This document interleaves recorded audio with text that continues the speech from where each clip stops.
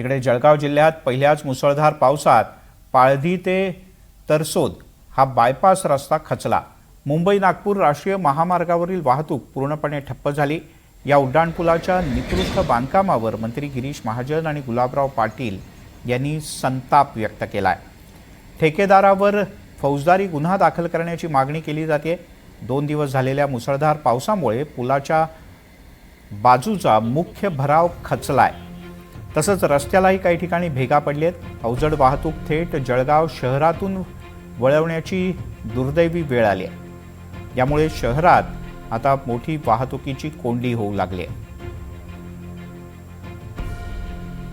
आपण ही दृश्य पाहतो। आज गुलाबराव पाटील आणि गिरीश महाजन या दोघांनी मिळून या खचलेल्या ठिकाणाची पाहणी केली। या दृश्यांमध्ये तुम्ही आता NDTV मराठीवर पाहताय, काय स्थिती आहे या पुलाची। बाजूची जी संरक्षक भिंत असते ती तर पडली, पण आतमधली माती आणि भराव सुद्धा पूर्णपणे घसरून खालती आला।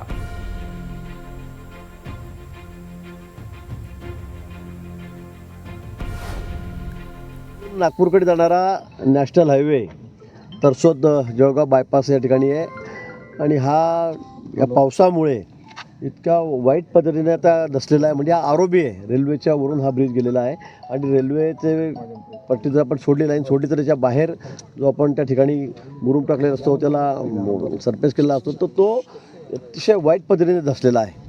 या ठिकाणी ठेकेदारांचे माणसं आलेले आहेत, त्यांच्याशी आम्ही बोललो, त्याचे मालक अजून आलेले नाहीत, ते येतील।